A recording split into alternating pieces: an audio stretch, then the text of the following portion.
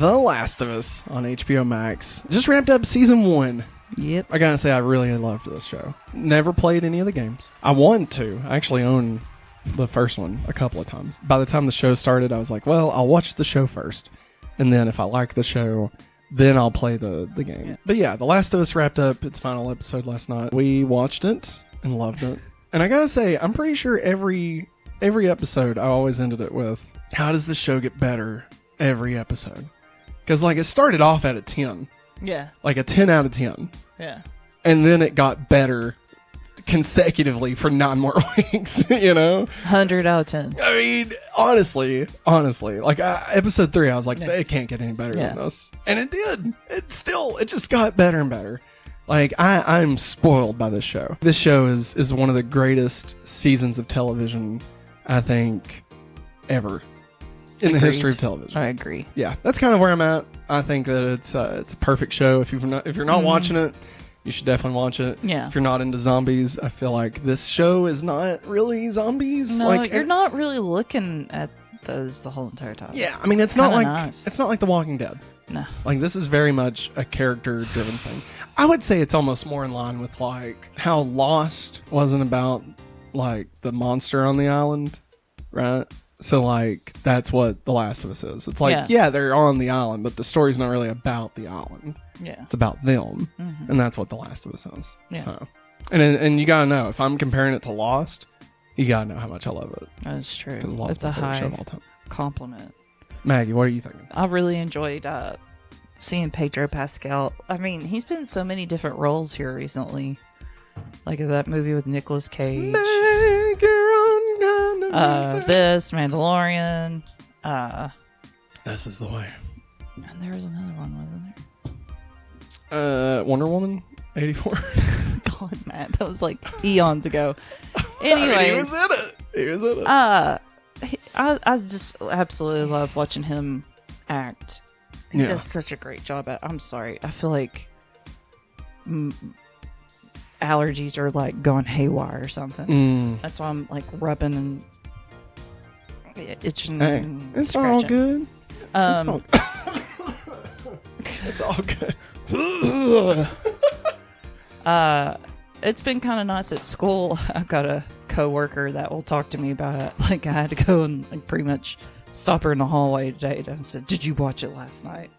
Because that's what she did to me last week. I was like, "I didn't get to watch it yet." Oh yeah, we had to wait. Yeah, and like it was just nice, you know. And even on the internet, I know some people tore the final episode apart, but didn't they? Well, I mean, it opened a lot of discourse. Yeah. It opened some discourse for sure. I mean, it's nice because, you know, you're getting people that love TV shows. Mm-hmm. You're getting people that played the video game. Mm-hmm. Mm-hmm. And it's just interesting to see those two intersect. And most people come away praising the show. Yeah. That loved the game. Yeah. You know. I mean, that is a tall order. Yeah, it is. You know, because I mean, these nerds, we know we are nerds. Like, it's very easy to piss us off. You know, you make one wrong move, you cast the wrong person. You know, you never hear the end of it. What's his name? Is it Neil Druckmann or Neil Druckerman? I think it's Druckerman. Okay. What's Barb's last name? From Rooster Teeth. They're not related. I think they're different, right? Anyway, they're different. Matter. They're different. Doesn't matter. That was a failed joke. But no, I mean, like, relation to Barb. Obviously, they had the creator of the video game. I almost said cartoon. I almost said comic book. Didn't get to the video game. Jesus. Oh, why is it so late? But they had him working on it, which, you know, that goes a long way. And the guy that helped him develop it into a TV series, he helped a whole lot too, just to help explain things a little bit better. Yeah. Especially about how the fungi spread. I thought you said the fun guy there for a second. Fungi. Like the fun guy. The fun guy. I'm going to look this up because I feel like this showrunner has ran some other shows. I think he trying to has, and remember. I'm trying to remember what he said because he's talked about. I think he talked about them in the after show thing. Yeah. Now I'm getting a headache. For some reason, I was thinking that as a dude that did. I'm sorry, everybody. Oh, wait, he did Chernobyl. Oh yeah, God, Yeah, that. that's Oh, Neil Druckmann. Druckmann. Druckmann. Not bad. Barbara Druckelman. Dinkelman. Dinklage. But yeah, so obviously I think that went a long way to help keep things accurate. And even if they weren't, I mean, again, coming from this, from never having played the game, Yeah. I have nothing to judge it against, and I loved every bit of it. No, I loved it. I mean, I hope the people that watched it that had played the game also enjoyed it, but at the end of the day, I don't care. Because it was great. So, I'm sorry. Like, what do you want me to say? What do you want me to say? I hope they enjoyed it. But if they didn't, then that really sucks for them. But I still love it. Like, you know what I mean? I mean, I don't wish they would have changed it to be closer to the game because what we got was phenomenal, you know? Yeah. It was an A+++. Like, I don't change it. That's it. That's all I got. Pokemon Go Plus Plus. Man, I'm tired. My contacts are drying out. anything else you want to say before we go to spoilers? My contacts are going to peel off my eyeballs. Regarding The Last of Us, before we go into spoilers. I couldn't believe my eyeballs. All right, we're going into spoilers, everybody. Spoilers! This is your Spoilers. last chance to turn away. Can't believe Joel was dead the whole time. Now, we are going to stick to just the season 1 spoilers. We know like one thing about, well, we know like 2 things about like The Last of Us Part 2 video game, but we're not going to talk about it. Yeah, no. Because I mean, we've not played it either. And obviously, we're probably incorrect on a lot of stuff we know. And obviously, they're going to probably change some. So. Yeah. So, okay, we're in spoilers. Was Joel right or wrong? So, to set this up, if you did not watch the episode and are for some reason listening to the spoiler section, And you are how dare love torturing yourself. yeah. So at the end, in the final act of the show, we find out that Ellie, in order to possibly create a vaccine for everyone, that they're gonna have to kill her. They're gonna have to chop her head off and take I guess just get into her brain. Maybe not chop her head off. No, they're not going to chop her head. Well, they're gotta get into her brain. They're gonna kill her, and they're gonna get into her brain, and they're gonna pull out like the little fungi. The fun guy that's hanging out in there. He's like, hey, I'm fun guy. I'm the fun guy. You heard it, party man? Well, this is fun guy. And, and then they're going to use that to make a vaccine or some shit, right? Yeah. And so Ellie, the whole episode is like, this can't be for nothing. Like, Let's keep going. yeah, because Joel wants to turn back. He's like, we could just go back. We don't have to worry about this. We can just turn around and live out the rest of our days. And she's And go like, to Tommy's sheep ranch. yeah, and she's like, you know what? This everything I've been through, everything I've done, all this can't be for nothing. Mm-hmm. And so they're going. They get fucking flash bombed and taken down. And then Joel wakes up. Ellie's already sedated, and they got her back in surgery. And Marlene's like, "You're not getting her." Yeah, and he's like, "Take me to her right now." And they're like, "No." And they're like, "You can't save her. I'm saving the fucking world." And you are just trying to save one person. And he's like, fuck you. And then they like kick him in the nuts or something, right? Yeah. And then so they're walking him out. He grabs the gun and just starts fucking going ham on him. Yeah. And he kills everybody. Finds the girl. Like, Ellie. Thank you, Jesus. My brain stopped. Kills the doctor, which I really love that scene. Though. I really love that. He's like, I'm not gonna let you take her. He's like, boom. And then he gets her and takes her and then lies to her and says that it was actually they had a bunch of people and that turns out there is no way to have a cure. Bless you, by the way. There is no way to have a cure, and that they found out blah blah blah. Yeah. Which is all a lie. It's all a lie. Yeah. Because she is the only person. She possibly could have been the only cure. Who knows? Who knows? But that's the cards that were dealt. And so they're going back to his brother's, and she's like, if you swear to me that that's exactly how it happened, then I'll believe you. And he says, I swear. And she says, okay. And it cuts off. Yeah. And so I guess this discourse has already been around since the end of the first game. Yeah. But I just love that one guy was like, guys, let's not bring this up from like over a decade ago. But like, I guess the question is, was what Joel did, was he right or was he wrong? I feel like I'm going to say. I mean, like I know me and you have talked about it, but a coworker and I was talking about it this morning, and I mean, from my perspective, Joel is right. If that was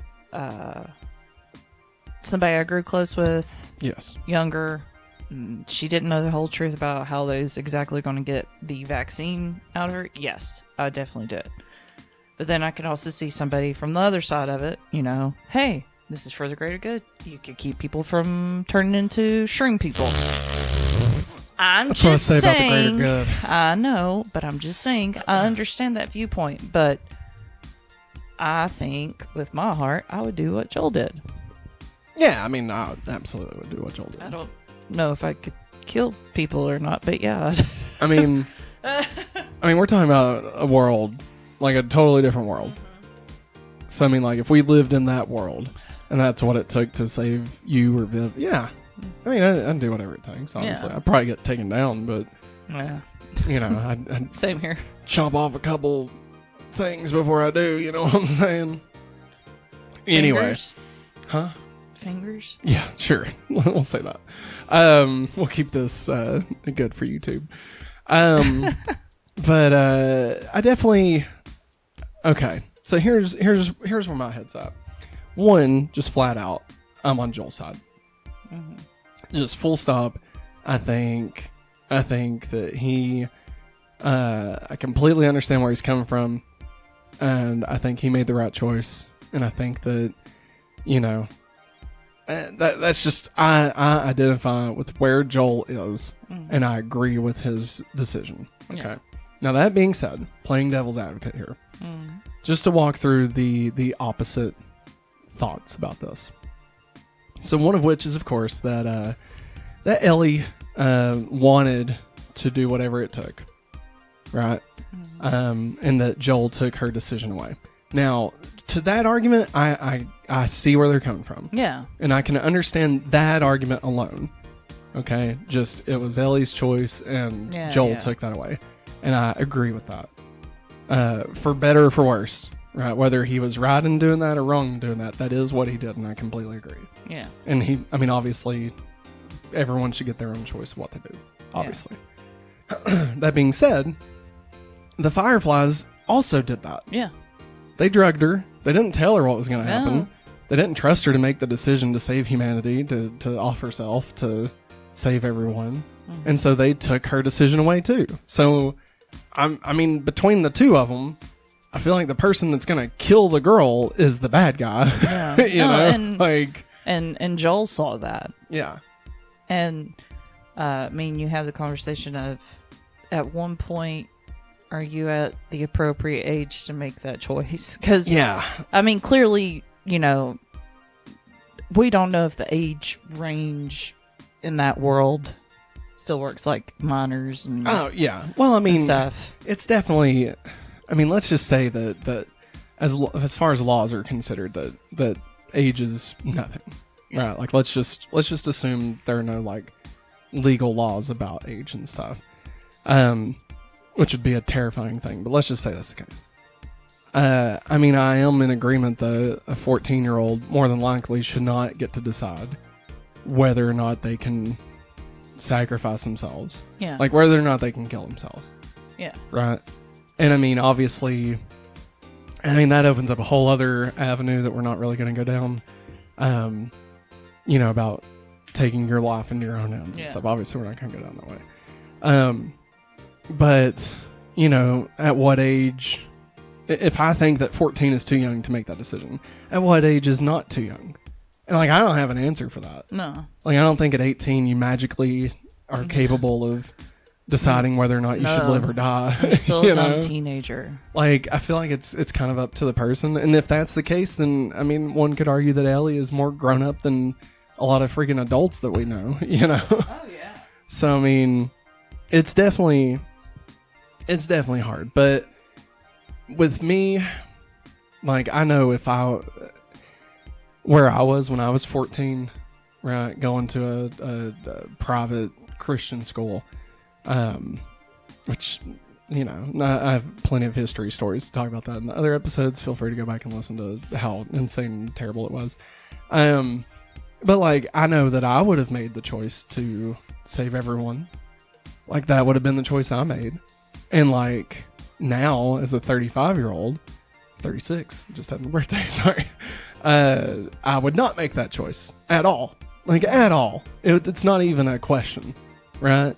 Like, especially to choose for, like, your Now, if, like, I could die to save you, sure, that's one thing.